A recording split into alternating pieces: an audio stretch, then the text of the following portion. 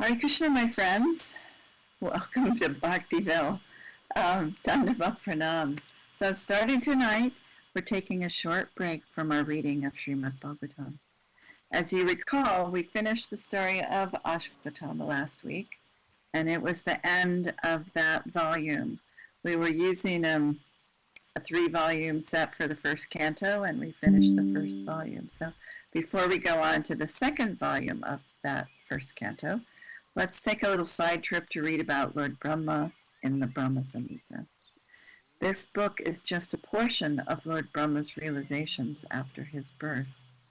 After years of quiet meditation, this collection of prayers express his understanding of himself and his relationship with the divine, with Krishna. Samhita means collection. So Srila Bhaktisiddhanta Saraswati translated this text into English in 1932. This volume also contains his purports or explanations and realizations. We had some choices to make regarding the various editions that exist in the world, and we decided to read part of the introduction from the BBT edition, then move on to read the online forward and translation at the database. Please see the links below to follow along. I've also included a link to a copy of the original translation by Srila Bhaktisiddhanta Saraswati, if you'd like to give that a look. There were quite a few editorial changes made in the ISKCON version. So when I'm reading, I'll be reading from that original text. And we're also going to change our beginning songs. Instead of reading all the Bhagavatam prayers about how wonderful it is to read Bhagavatam, we're going to sing Jaya Radha Madhava, which was a favorite of Srila Prabhupada. And there's also a link in the blurb to the words. And I also have it up on the board, but we'll look at that in a second. So before I get into singing and doing all these other things, let me offer obeisances to Srila Prabhupada. Nama Om Vishnu Padaya Krishna Prashtaya Bhutale Srimati Bhaktivedanta Swaminiti Namani. I offer my respectful obeisances unto His Divine Grace, A.C. Bhaktivedanta Swami Prabhupada, who is very dear to Lord Krishna, having taken shelter at his lotus feet. Panchakalpa Tarubhyascha Kripasindubhye Vacha Patitanam Pavanebhyo Vaishnavebhyo Namo Namaha. I also offer my respectful obeisances unto you, the Vaishnava devotees of the Lord. They are just like desire trees and can fulfill the desires of everyone, and they are full of compassion for the fallen conditioned souls. So I also changed the viewer so that we could see all the things that we were doing. So this initial page here, Sri Brahma Samhita, this is the scene. This is where we are when Brahma is singing his Brahma Samhita. So there's Sheshanaga, the big snake bed, and Vishnu is laying down on the bed, and Lakshmi is at his feet, massaging his feet. And from his navel grew a lotus, from which Lord Brahma was born. So that's where Brahma is. Brahma's up there in that lotus, hanging out at that lotus. Oh, here are the pranam prayers that I just read, or just recited. And then here's the Jaya Radha Madhava. So what I did with this slide is I have the words in Sanskrit and then the English translation on the left, and then on the right, if you're curious, on the right are the word-for-word translations. And the thing that's really cool about this song is that these are all names of Krishna, different pastimes and names of Krishna. So it's really fun to look at this. And if you can remember the pastimes while you're singing, all the better, right? So Jaya is all glories to Radha Madhava, as Radha and Krishna I can't, hang on. I gotta zoom in a little more. It does not want to zoom in. Why does it do that? Just stop zooming at some point. Radha Madhava, Radha, and the Lord of Sweetness, Madhava. There's a brand of coconut sugar, and the manufacturer is Madhava. It's like, what a great name. Kunja Bihari, he who enjoys loving pastimes in the groves of Vrindavan. Gopijana Vallabha, the lover of the cowherd maidens of Braj. Girivardhari, the holder of the great hill named Govardhan. Yashoda Nandana, the beloved son of Mother Yashoda. Rajajana Ranjana, the delighter of the inhabitants of Braj. Yamuna Tira Banachari, who wanders in the forest along the banks of the river Jamuna.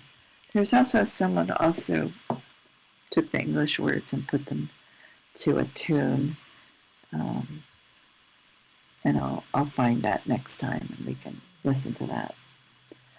All right, so Prabhupada used to sing this song before his Sunday lectures, and he really loved it. He said that everything is there in this song. Everything about Vrindavan is in this song. So here we go. I have kartals.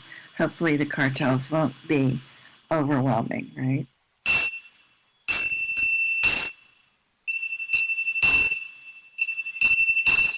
Jaya Radha Madhava Kunja Bihari Jaya Radha Madhava Kunja Bihari Gopi Channa Vallabha Girivardhari Gopi Channa Vallabha Girivardhari Yashoda Nandana Raja Janaranjana Yashoda Nandana Raja Janaranjana Jamuna Tira Vanachari Jamuna Tira Vanachari. Prabhupada would sing it much longer, but I see I'm running out of breath singing this song, so I apologize for that. I will work on that. Jai Hare Krishna. All right, so we're going to read from the foreword. I'm not going to read the whole thing because the person who wrote it also talks about editing things that they did, so we don't need to hear about that part. So I'm just going to read a section of the foreword. And where I live, it's dark already. And I can't see the book, even though I have the lights on. So hang on, let me I have this little additional lens I can add to my glasses that make it even easier to read. All right. So this is the foreword. Sri Brahma Samhita, His Divine Grace, Bhaktisiddhanta Saraswati Goswami Maharaj. This is Srila Prabhupada's guru who translated this. So it's very, very wonderful. It's very different than Prabhupada's writing, and I think you'll see as we go on. He did not write this introduction, although. All right. The origins of the text, known as Brahma Samhita, are lost in cosmic antiquity. According to Vedic tradition, these hymns of Brahma were recited or sung countless millennia ago by the first created being in the universe, just prior to the act of creation. The text surfaced and entered incalculable history early in the 16th century when it was discovered by a pilgrim exploring the manuscript library of an ancient temple in what was now, or what is now, Kerala state in South India.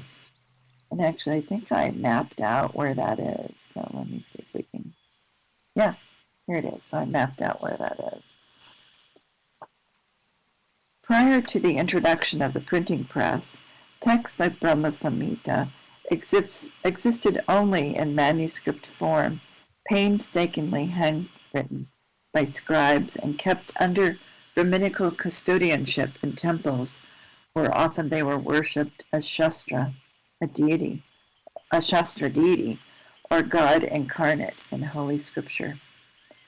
The pilgrim who rescued Brahma Samhita from obscurity was no ordinary pilgrim, and his pilgrimage was not meant, as is the custom, for self-purification, but for world purification.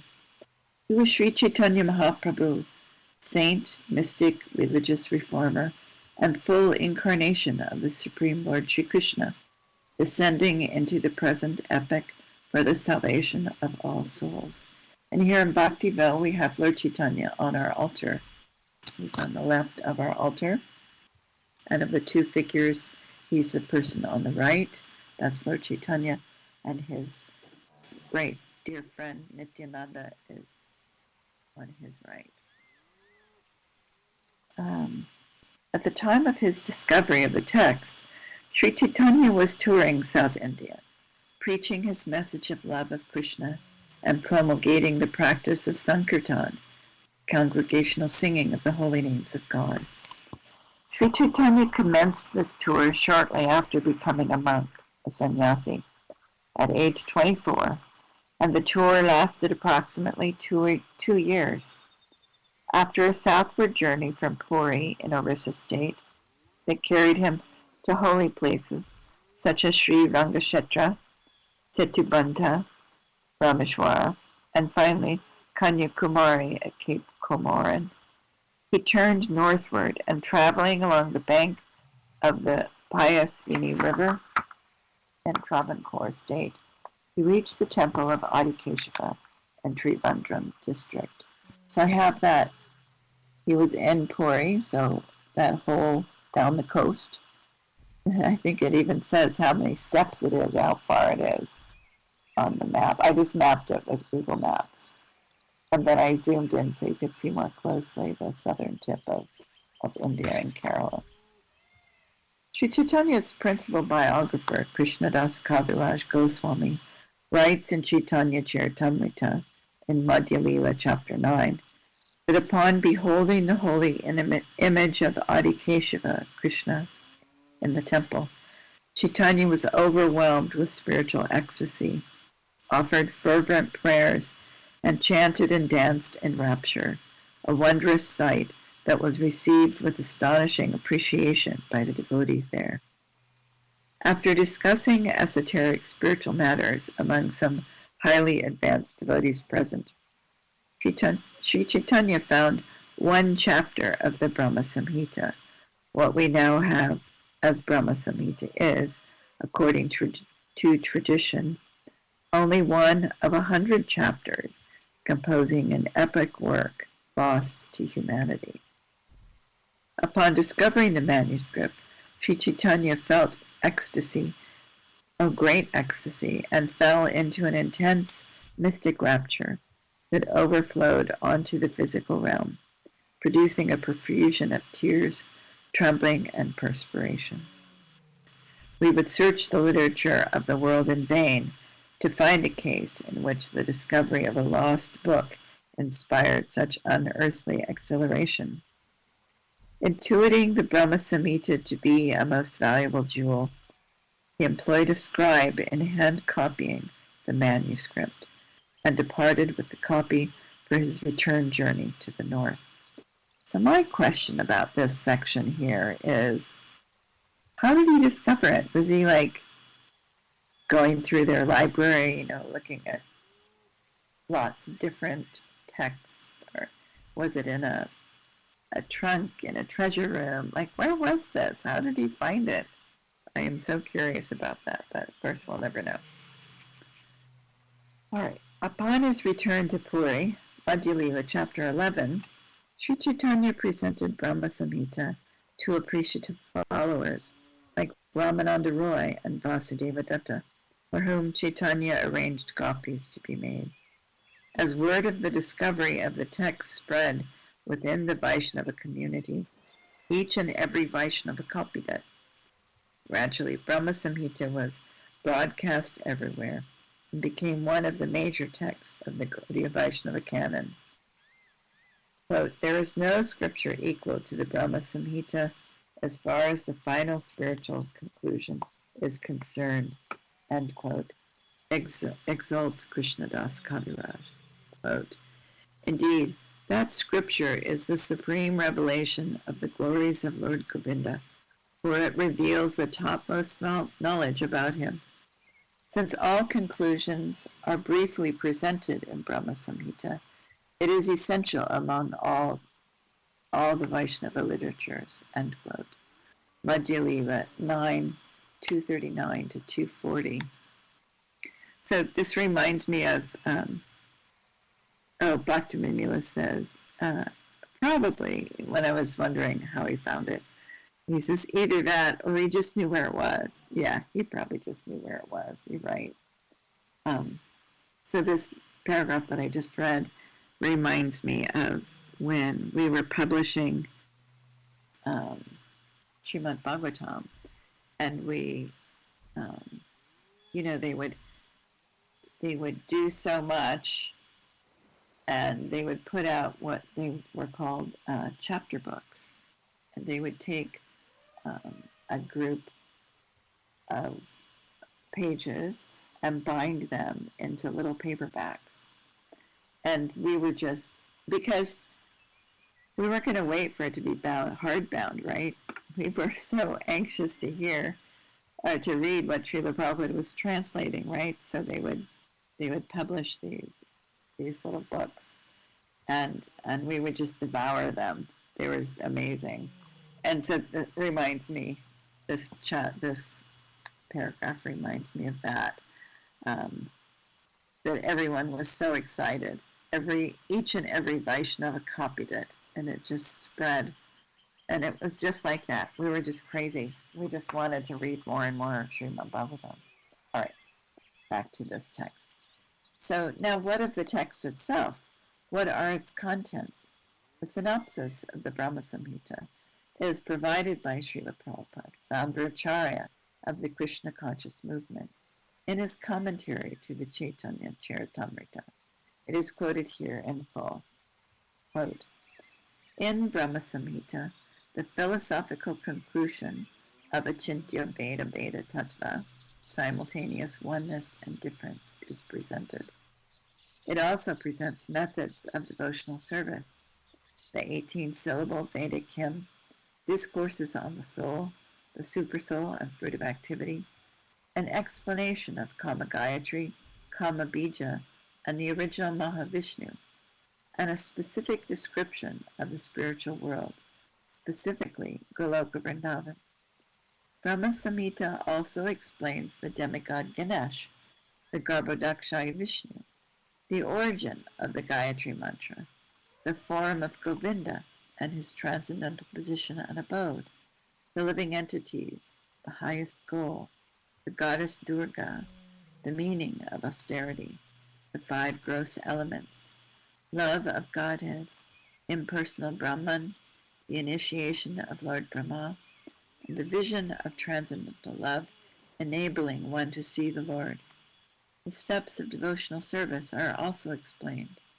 Mind, Yoga Nidra, the goddess of fortune, devotional service in spontaneous ecstasy, incarnations beginning with Lord Ramachandra, deities, the conditioned soul and its duties, the truth about Lord Vishnu, prayers, Vedic hymns, Lord Shiva, Vedic literature, personalism and impersonalism, good behavior, and many other subjects are also discussed.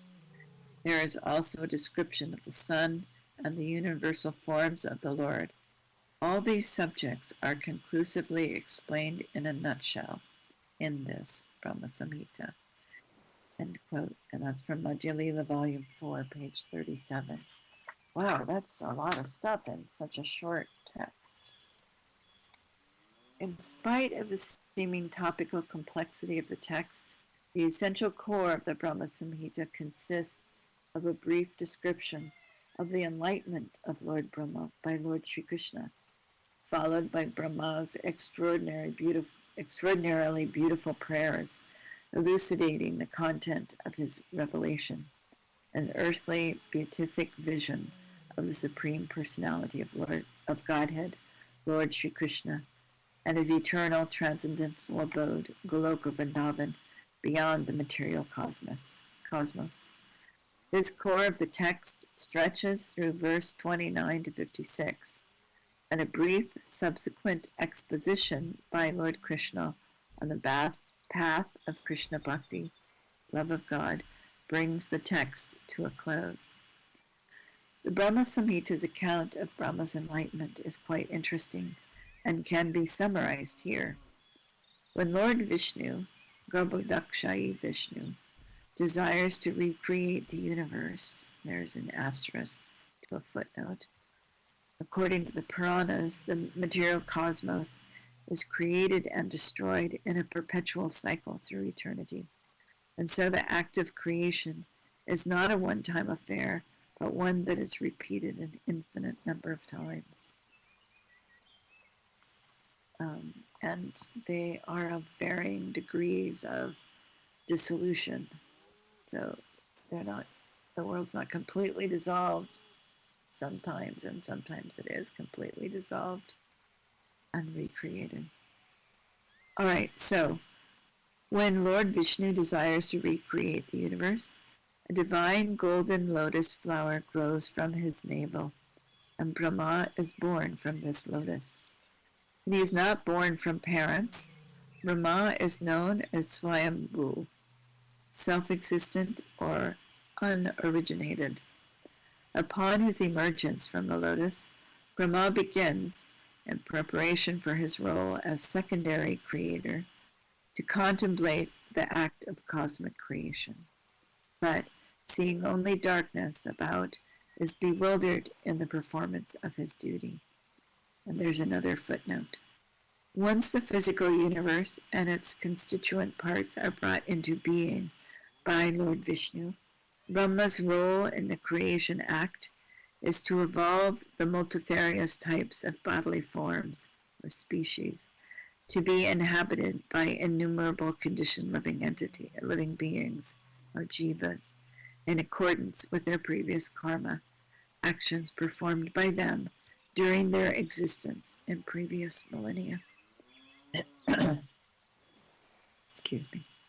Saraswati, the goddess of learning, appears before him and instructs him to meditate upon the Kama Bij mantra, Krim Krishnaya Govindaya Kupi Janabalabhaya Svaha, promising that this mantra will assuredly fulfill your heart's desire. Lord Brahma thus meditates upon Lord Krishna in his spiritual realm and hears the divine sound of Krishna's flute. The Kama Gayatri mantra, Vim Kama Devaya Vidmahe Pushpavanaya Dhimahi, Tanno Nanga Prajodyat, Mother of the Vedas, is made manifest from the sound of Krishna's flute. And Brahma, thus initiated by the Supreme Primal Preceptor himself, begins to chant the Gayatri. As Srila Prabhupada puts it, when the sound vibration of Krishna's flute is expressed through the mouth of Brahma, it becomes Gayatri. Teachings of Lord Chaitanya, page 322. Enlightened by meditation upon the sacred Gayatri, Brahma became acquainted with the expanse of the ocean of truth. Inspired by his profound and sublime realizations, his heart overflowing with devotion and transcendental insight, Lord Brahma spontaneously begins to offer a series of poem prayers to the source of his enlightenment and the object of his devotion, Lord Sri Krishna. These exquisite verses form the heart of the Brahma Samhita. There is nothing vague about Brahma's description of the Lord and his abode. No dim, nihilistic nothingness, no blinding bright lights, no wispy, dreamy visions of harps and clouds, rather a vibrant, luminescent world in transcendental color, form, and sound, a sublimely variegated spiritual landscape populated by innumerable, blissful, eternally liberated souls, reveling in spiritual cognition, sensation, and emotion, all in relationship with the all-blissful, all-attractive personality of Godhead. Here is a sample. I worship Govinda, Krishna, the primeval Lord, the first progenitor who is tending the cows, yielding all desire, in abodes built with spiritual gems, surrounded by millions of purpose trees, always served with great reverence and affection by hundreds of thousands of Lakshmis or Gopis.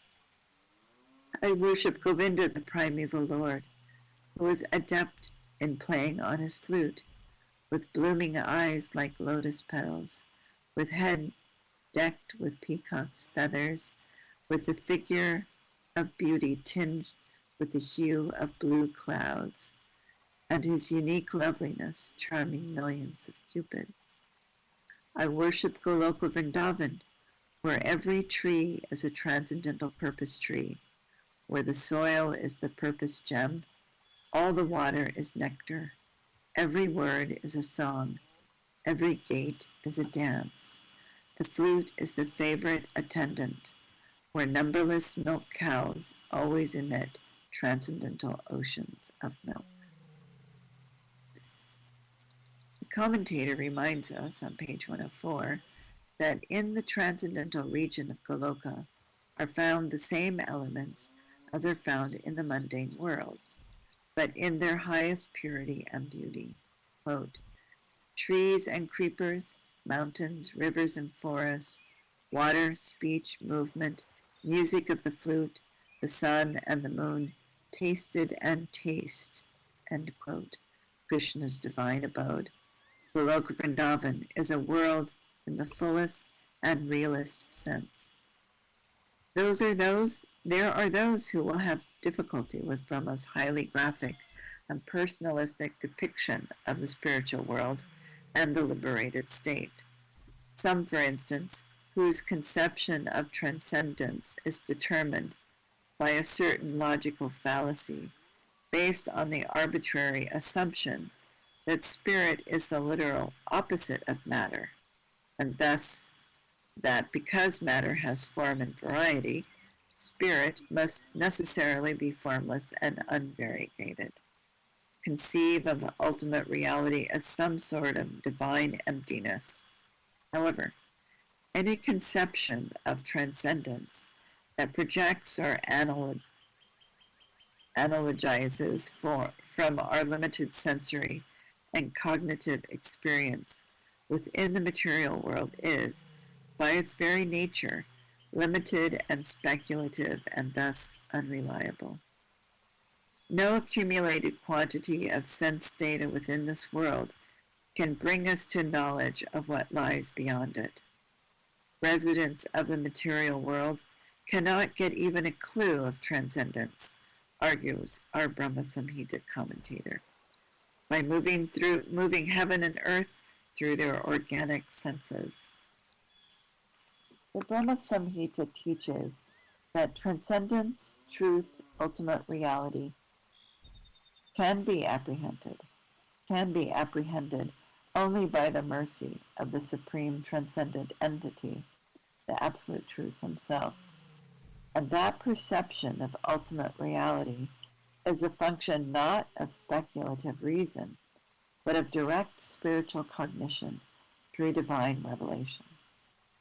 This revelation is evolved through bhakti, pure, selfless love of God. Only by such spiritual devotion can Krishna be seen. Quote, I worship Govinda, the primeval Lord, whom the pure devotees see in their heart of hearts with the eye of devotion tinged with the salve of love. Unquote. Verse 38. Further, as our commentator explains, quote, the form of Krishna is visible to the eye of the pure spiritual self in proportion to its purification by the practice of devotion. End quote. Page 75. Bhakti, as a state of consciousness, then, is attained through bhakti as a practice, a discipline. For this reason, Lord Krishna, in his response to Brahma at the end of the text, summarizes the path of bhakti in 5 aphorisms. This devotional discipline goes far beyond conventional piety. It necessitates constant endeavor for self-realization, verse 59, involving both a turning from worldly, sense-gratificatory activities as well as sincere absorption in spiritual practice and behavior under the guidance of authorized scripture. Through such practice, then, the materialist is purified of his tendency toward philosophical negation and comes to understand the nature of positive transcendence. Others will find Lord Brahma's vision of the spiritual realm problematic for a related, but perhaps more subjective, emotional reason that goes to the heart of the human condition. There is a kind of ontological anxiety, a conscious or subconscious apprehension about beingness or existence itself that goes along with embodied life in the world, that accompanies the soul's descent into the temporal, endlessly changing world of matter. Material bodies and minds are subjected to a huge variety of objective and subjective discomfitures and pleasantries and abject sufferings within the material world. Viewed philosophically, embodied personhood, false self, adhikar, is, to a greater or lesser degree, innately a condition of suffering. Because personal existence has been experienced by materialists as essentially painful, writes Srila Prabhupada in his Bhagavad Gita commentary, quote, the concept of retaining the personality after liberation from matter frightens them. When they are informed that spiritual life is also individual and personal, they become afraid of becoming persons again, and so they naturally prefer a kind of merging into the impersonal void. End quote. Purport, Bhagavad Gita 4.10. Entering the path of bhakti, however, such persons can gradually begin to experience their real spiritual selves and a release from egotistic anxiety. In that purified state, they become able to relish Brahma's vision of blissful personal spiritual existence in Goloka. Still others, however, might criticize Brahma Samhita on the grounds of the text being quite specific and concrete in its depiction, merely offers another limited sectarian view of God and his abode, a view in conflict with other similarly limited views. Such persons prefer a kind of genericized deity who doesn't offend variant theological views with definable personal attributes.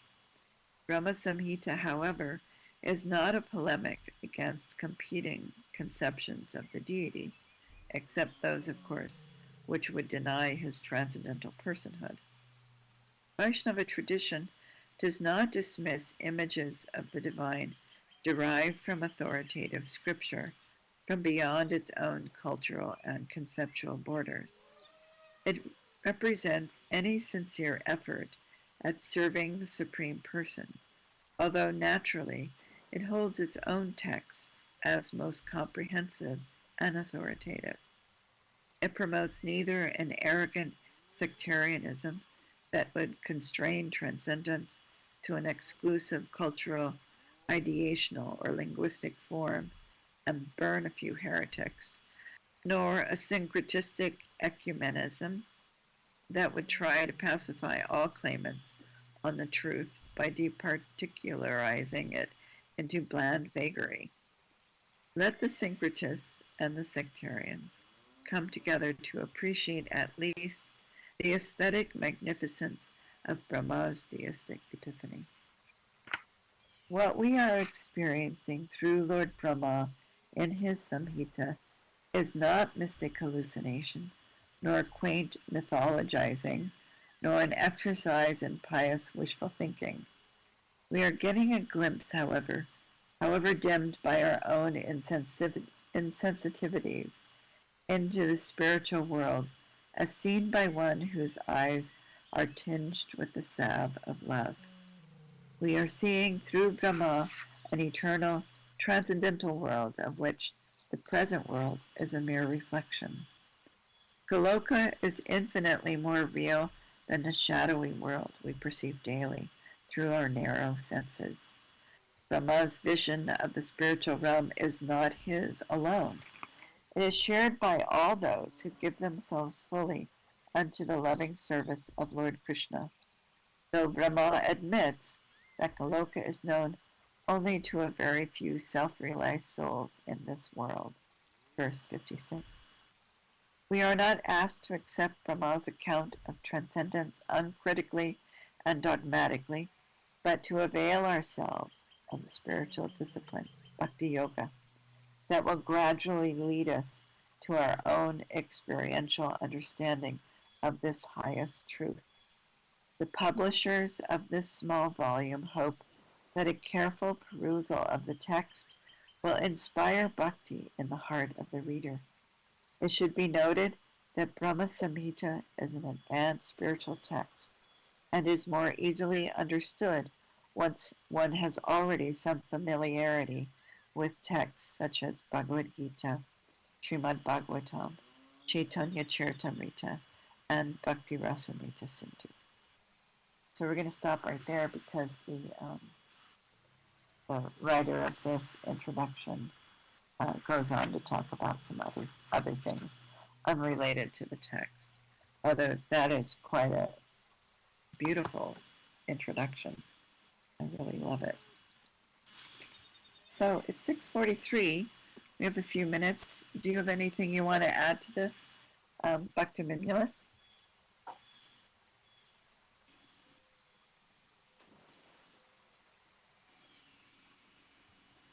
Yes, that is all of the foreword that we're going to read. Okay. Yes, we're going to stop right there. So next week, it is exciting. Bhaktiville says it's exciting. Yes, it is exciting. Next week, we'll read the foreword by Bhaktisiddhanta Saraswati. But I also found a introduction to Brahma Samhita that Prabhupada, he read part of this, for part of the foreword by Bhaktisiddhanta, and then spoke about it. So I would like to play that next week, and then we'll jump into the foreword itself. It's not very long, so I think we'll be able to do both next week. All right, so that's our plan for next week, and then the week after that, we'll jump into the text itself. All right. Thank you so much for letting me read, and I am also very excited to read this Brahma Samhita translated by Bhaktisiddhanta Saraswati Thakur, Srila Prabhupada's guru. All right. You all have a great week, and hope to see you again soon. Thank you. All glories to Srila Prabhupada. Hare Krishna.